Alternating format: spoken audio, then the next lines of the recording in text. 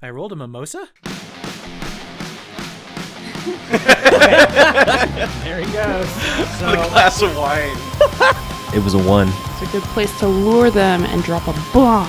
what is with you and the bomb thing? Why do you want to kill Quinn? I'm just saying, we have a bomb. Fuck yeah. Previously, I'm fucking Qbomb. Sorry. Welcome back to the QRPG. Last time we got our van going with the power of blast beats and scatting, and we were pursued by a, how did you describe it? Euclidean-defying warlocks of the Parabolic Peninsula, known as...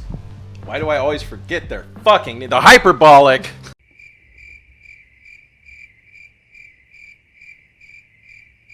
I'm gonna do a new thing where I'm gonna have one of you fucking describe it. Because I want to see if you're paying attention. Oh, God, I don't like being tested. It was a table of moms on brunch, and they were just looking at us, and they were talking to each other. And that is what happened. So roll for brunch. I rolled a mimosa? No, go ahead and actually roll 2d6 right now.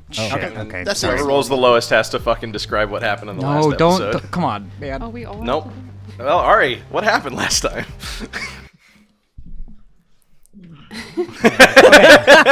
There he goes. The So glass of wine. this episode is off to a terrible start.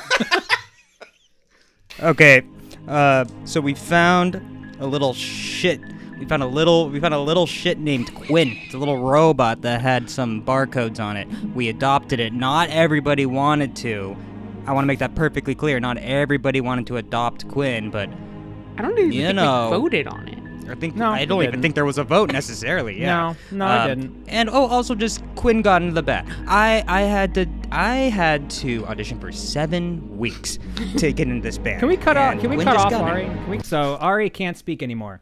So we met a robot named Quinn, and Are they a robot? I thought they were a little bomb head guy. Could be an android. We don't. You're know not really exactly what it is. sure what this species is. We have Unless no you have a idea very high lore what roll. this creature is, and we let him into our van. Oh, they're cute. I'm It's good. a very shiny dog. So I looked out the window and saw something. So, hey guys, I don't know what I'm looking at. Would you shut up? We slow down Van just halts. just the tiniest bit, as he stopped doing that. Guys, I don't know what I'm looking at, but it's bad. I look out. I'm like, Ram, what the fuck are you talking about? I look out the window and I'm like, oh shit. And then I look back at Gamma Sam and I'm like, buddy, you were doing 16ths. You got to do some 32s, man. You got to really start just fucking ripping it up on those double kicks. We gotta get moving. The meter starts to kick up, and the Qmobile starts to sputter. But the trajectory that this war party is on is going to collide with yours, and they are moving fast. They are we on gotta wheels fucking move that it. seem to defy aerodynamics and normal conventions of speed. As they start getting closer, you do kind of get a lay of the amount and what there is. There seems to be a total of 8 vehicles, one of them being a leading vehicle, which is this war rig. It's similar to the one that captured you initially, but this war rig is much fancier and more massive. Vehicle itself seems to be made of this metallic chrome metal along the truck, as if it is a pirate ship of some sorts. It's armed with marauders or mercenaries, and they all seem to be carrying weapons. They're armed as well with cannons on the side and harpoons. And then surrounding the main truck, there are these death buggies. And they're smaller 2-people vehicles, and on the back of them, riding it like a chariot, is the gunner. And then their scouting party is 3 motorcyclists who seem to just have small infantry and a sword of some sorts as they get closer. The first ones who are spearheading this movement are, in fact, the motorcyclists, and they're still a considerable ways out, but they're gaining on you fast. Sam, how fast can you conceivably play to get us out of this situation? Was I at 16th? I think you're at 32s. Can you get us to 64ths? At a certain point, it becomes a tone. But yeah, It's like listening to roll a for saw wave 32, get faster and faster. we'll see if we. Yeah. You want to? What do you want me He's to roll? playing a C sharp somehow. Do 2d6. This is going to be a test. I got a 6. All right. Through a miracle of strength and calves, you play 1/64th notes. It does, in fact, almost make a tone at this point. It's just... You will not be able to sustain this long, so you get a boost of speed that buys you a little more time. The motorcyclists that were gaining on you seem to back up just a little bit, but it's only bought you a little bit more time to think, not necessarily more time to avoid. I'm gonna hop out onto the roof of the Qmobile and plug my base into the port on top and just start rocking out up there too to help out. Fuck yeah, dude. Can I light the fuse on Quinn's head and toss him like a grenade? Oh, no. You can try. Really useful. Don't throw shiny dog. Do I roll for that? Do I try? Yes, you're going to have to roll a test, and it's with disadvantage. But go I'm ahead. With scared. disadvantage. That so just means scared you of roll it. 1d6, and if you see a 5 or a 1d6. 6, it succeeds. My little buddy. I'm concerned, but I don't stop this. I'm like, oh, no. I got a 6. Might be interesting. Unfortunately, they're not very strong, and you do pick them up by their head, but they are now grabbing your arms and then just kicking you repeatedly in the chest. Ow. I would like to intercede. This is disturbing to me. Can I roll to grab Quinn back? You can try. I got a 5. Okay. Jordy, we're going to contest that and just go ahead and roll 2d6 as well, because this is a contest. 2d6. I like how we're Oh, no. infighting in the middle of all this. Yeah, it's classic. Gotta fight someone. I got a 4 and a 3. All right, you are unsuccessful. Jake, you are able to... What do you do to remove Quinn from Jordy's control? No, let me do this. Jordan, how could you?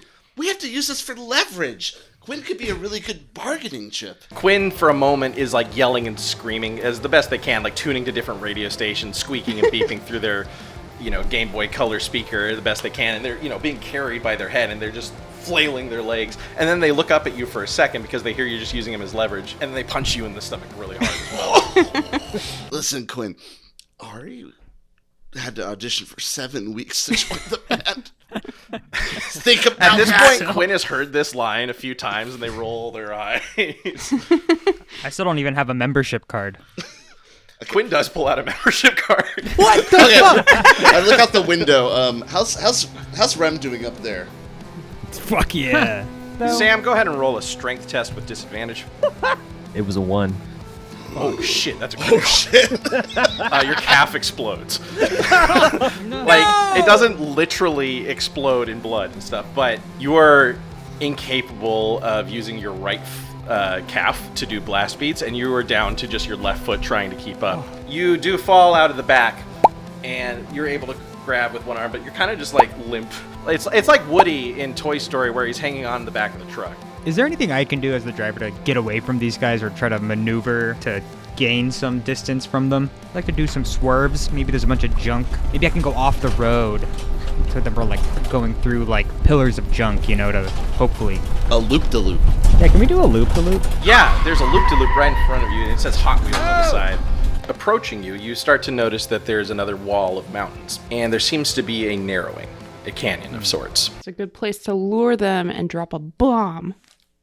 What is with you and the bomb thing? Why do you want to kill Quinn?